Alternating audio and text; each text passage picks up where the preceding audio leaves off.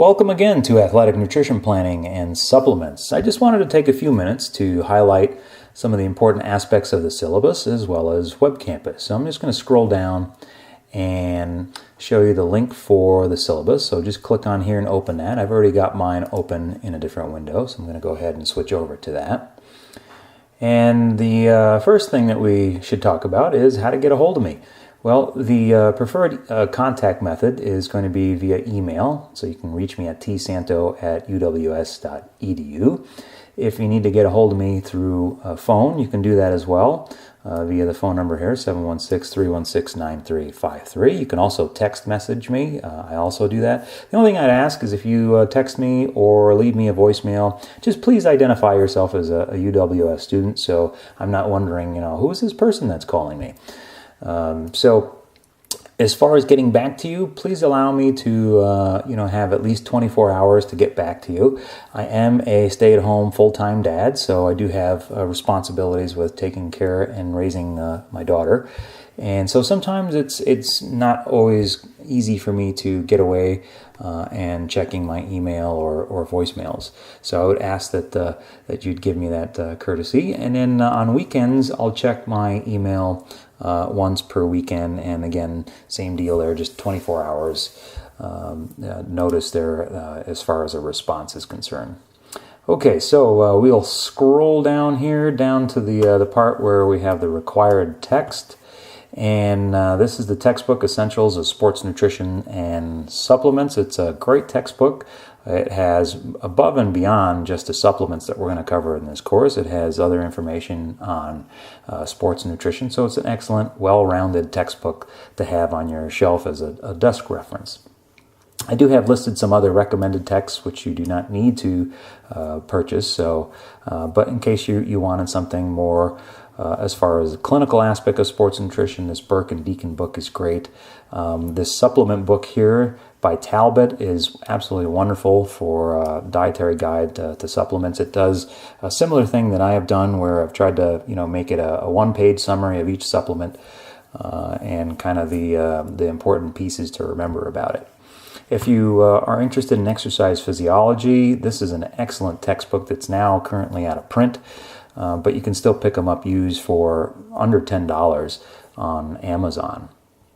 If we scroll down a little bit more here, we're going to stop here at research paper citation style. I would ask that all of you use the APA style, which is the American Psychological Association style, when you do any kind of referencing. And there's a whole style guide here online that you can click to retrieve that information. And if we scroll down a little bit more here, we'll get to the course learning objectives. So basically this is a survey course looking at supplements and discussing those supplements in detail and critiquing them through our online discussions. So topic schedule here. We've got 10 weeks. And we'll cover all of these different categories and the supplements that are the major players or considered the major players in those categories. It's certainly not all inclusive. I've listed off to the right-hand side of each weekly topic what kind of the things that you should be looking out for. So you should, for example, in week 1, be looking at the PowerPoints. There's a video associated with those PowerPoints. And then in your textbook, I've got the chapters that are associated with the particular topics here, and the page numbers. In this case, it's the sidebars that I wanted you to look at. But those are listed, those are suggested readings for you so that you can complement the material that we're discussing in the videos and the PowerPoints. So if we scroll down a little bit more, as far as grading is concerned, 50% of your grade, so that's a huge chunk. That's half of your grade is going to be based on the scientific paper.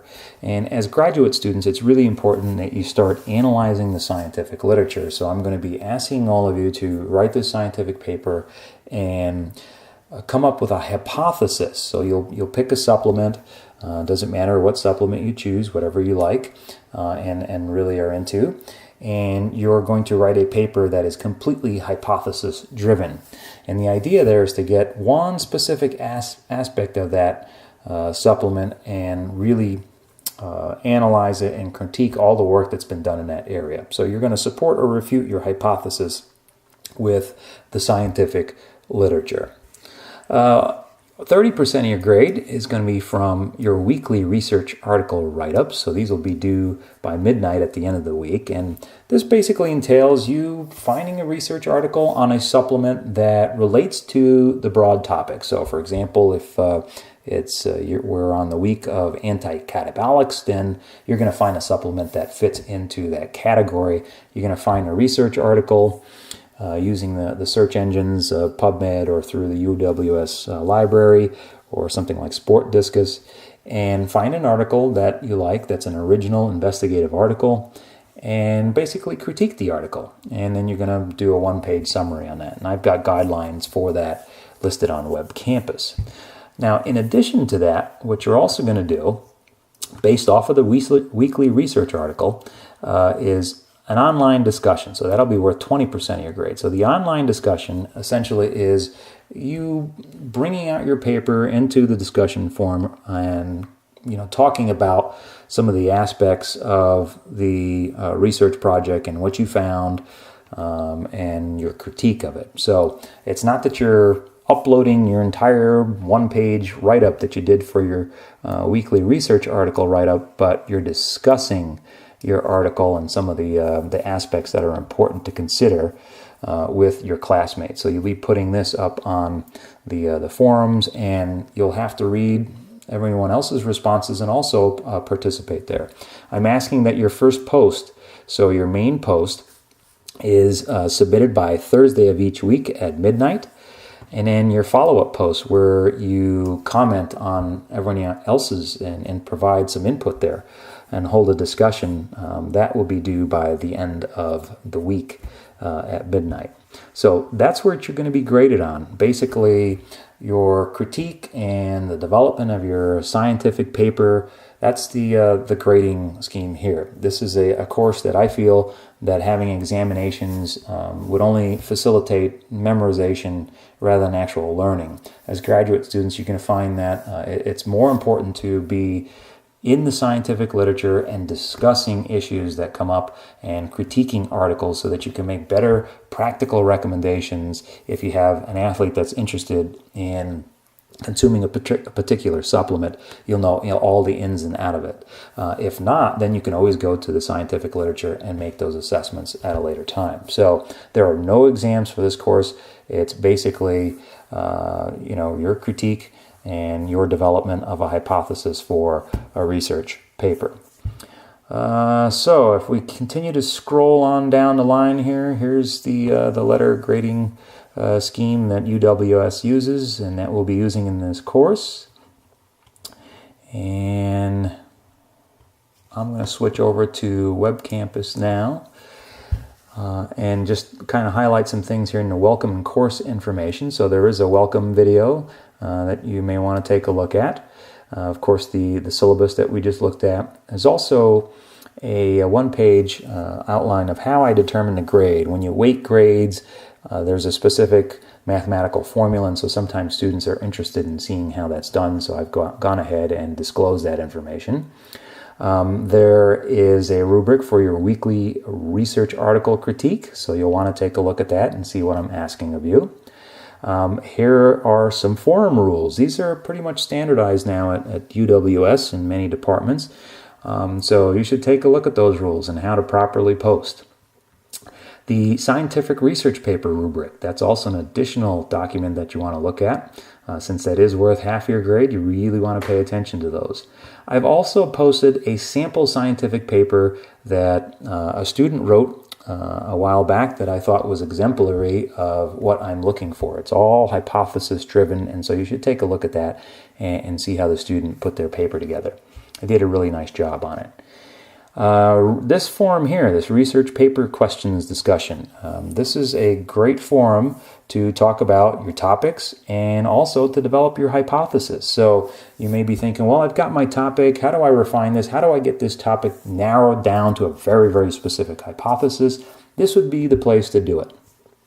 Most students do feel comfortable discussing this out in the open, which I believe is great for learning and for everyone to see how to develop a hypothesis. So I would ask that when we start talking about research papers, and when you start developing your papers and coming up with a hypothesis, that you go ahead and say, hey, how's this for a research hypothesis? What do you think? And I'll provide some feedback to you guys. So that form is all about the research paper and developing the hypothesis.